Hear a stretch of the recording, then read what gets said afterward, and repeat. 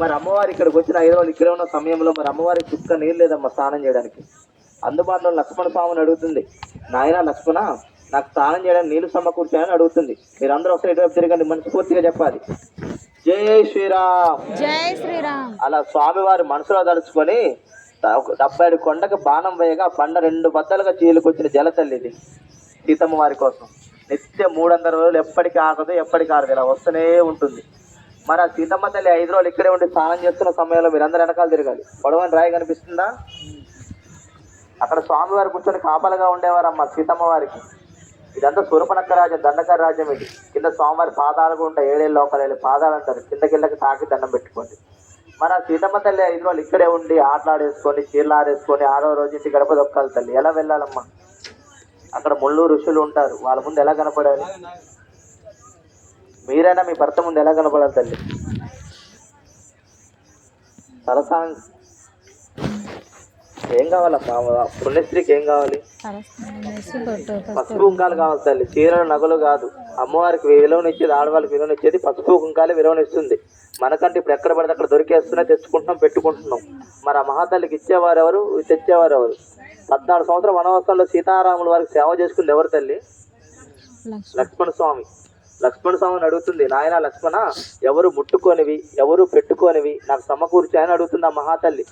ఆ లక్ష్మణ స్వామి వారు ఏ కొండకైతే తన బాణాన్ని వేశారో ఆ కొండ నుంచి ఒక ఎరుపురాయిని పసుపురాయిన మహాతల్లి తీసుకొని ఇస్తే ఆ మహాతల్లి అవే ఒక పవిత్రమైన పసుపుంగాలుగా భావించుకుని ఆ చెట్టు కింద పూజలు పునస్కారాలు చేసుకునే తల్లి. కనిపిస్తున్నారు అమ్మవారి చెట్టు కింద నిదర్శనం. మీరు దగ్గరికి వెళ్ళాక తాగి దండం పెట్టుకోండి అమ్మవారిని. మరి అంత పవిత్రమైన పసుపుంగారాలు ఎప్పుడైనా చూసారా అమ్మ మీరు? సీతమ్మ తల్లి పెట్టుకున్న బొట్టు ఎప్పుడైనా చెప్తే విన్నారా? కనీసం వినలేదు, చూడలేదు. అక్కడ కనిపిస్తున్న టేబుల్ కౌంటర్ మీద బల్ల మీద అక్కడ కౌంటర్ దగ్గర ఇస్తారు తల్లి వెళ్ళేటప్పుడు. అది ఒక రాత్రి నుంచి పసుపు వస్తుందమ్మా, ఒక రాత్రి నుంచి కుంకుమ వస్తుంది. అది రాయే తల్లి రాత్రిలో నుంచే వస్తుంది. అది మీరు ఇంటికి తీసుకెళ్ళిన తర్వాత తొలి బొట్టు అనేది మీకు ఇష్టమైన దైవాన్ని పెట్టిన తర్వాత మీరు పెట్టుకోండి. మీరు ఎటువంటి మంచి పనులకు వెళ్తారు కమ్మా, సీతారాములు వారిని మనసులో దర్చుకొని ఆ బొట్టు పెట్టుకుని గడపదర్శనం తల్లి. అనుకున్న పని జరుగుతుంది ఒక నమ్మకం, ఇక్కడ స్థాన బలం తల్లి. అది గంధంలో అరగదీసిన వచ్చేస్తుంది, పొడి చేసుకున్న పొడి అయిపోతుంది. మీకు ఈ ముందు అందరికి కనిపిస్తుందా? పూలమాలేసి పసుపు గంజల్లి. ఇది సీతారాముల వారు 5 రోజులు ఇక్కడే ఉన్న తిన్న రాతి పల్లెందమ్మ.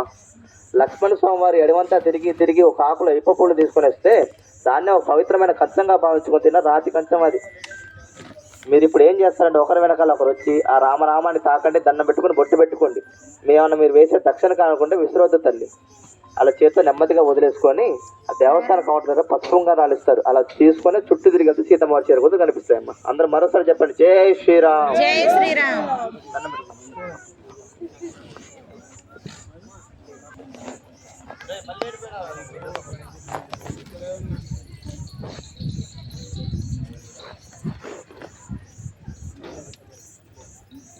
ఇది